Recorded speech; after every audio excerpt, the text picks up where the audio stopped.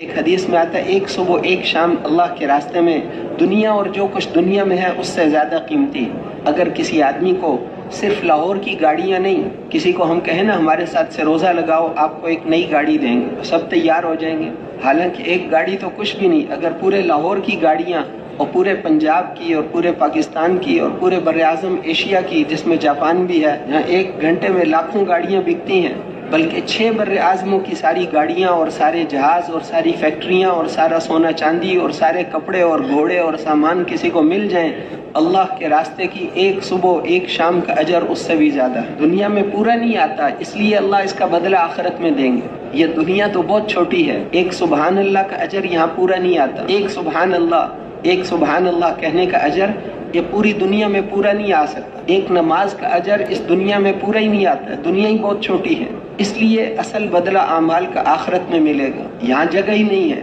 تو میرے محترم بھائیو اور دوستو، اس لیے ایک صبح ایک شام دنیا اور جو کچھ دنیا میں ہے اس سے زیادہ قیمتی ہے. بعض محدثین نے فرمایا کہ اس حدیث کا مطلب یہ ہے کہ اگر کوئی آدمی ساری دنیا کے سونے چاندی کپڑے سامانوں کا مالک بن جائے، پھر ان ساروں کو صدقہ کر دے، پھر بھی اللہ کے راستے کی ایک صبح ایک شام کا اجر اس صدقے سے بھی زیادہ ہے. حضور صلی اللہ علیہ وسلم سے پوچھا گیا کہ 2 بھائی ہیں، ایک دن بھر روزہ رکھتا ہے، رات بھر نماز پڑھتا ہے، دوسرا بس فرض نماز پڑھ کر لوگوں کو نیکی کی باتیں سکھاتا ہے، ان دونوں میں سے بہتر کون سا ہے؟ تو آپ نے ارشاد فرمایا کہ یہ جو فرض نماز پڑھ کر لوگوں کو نیکی کی باتیں بتاتا ہے، اس کو دوسرے پر اتنی فضیلت ہے جتنی مجھے تم میں سے ادنا پر ہے. ایک آدمی نے پوچھا کہ اللہ کے رسول، اگر میں خود نہ جاؤں، پیسے بھیج دوں، ایسے کسی جانے والے کو دے دوں تو مجھے بھی ان جتنا اجر ملے گا؟ آپ نے فرمایا کہ اگر تم سارا مال بھی خرچ کر دو تو اللہ کے راستے میں نکلنے والوں کی نیند کے برابر بھی اجر نہیں ملے گا. اور ایک حدیث شریف میں تو آتا ہے کہ حجر اسود کے سامنے خانہ کعبہ میں پوری شب قدر میں کوئی عبادت کرتا رہے، اللہ کے راستے کی ایک گھڑی کا اجر اس سے زیادہ ہے.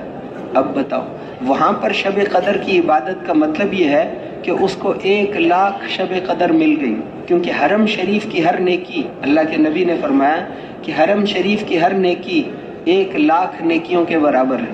مکے میں حاجی رہتے ہیں، 30 دن رہتے ہیں، حج کے لیے جب جاتے ہیں تو 30 دن میں انہوں نے جتنی نمازیں پڑھی، 30 ظہر 30,00,000 ظہر کے برابر، 30,00,000 ظہر، 30,00,000 عصر، 30,00,000 مغرب، 30,00,000 عشاء، 30,00,000 فجر. ایک عمل کوئی بھی ہو، صدقہ کر، کوئی بھی عمل، ایک عمل 1,00,000 کے برابر ہے. تو وہاں شب قدر کی عبادت مطلب ہے 1,00,000 شب قدر کی عبادت. تو 1,00,000 شب قدر کی عبادت کوئی کرے، اللہ کے راستے کی ایک گھڑی کا اجر اس سے بھی زیادہ ہے. اپنے گھر میں ساری زندگی عبادت کرو، اللہ کے راستے کی ایک گھڑی کا اجر اس سے زیادہ ہے.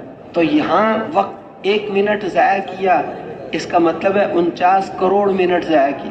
یہاں کا نقصان بھی اتنا زیادہ ہے. جیسے یہاں کی نیکی زیادہ ہے، یہاں ایک دفعہ درود شریف پڑھنے پہ 49 کروڑ کا ثواب ہے، تو یہاں 1 منٹ ضائع کرنے پہ 49 کروڑ منٹ بھی ضائع ہوتے ہیں.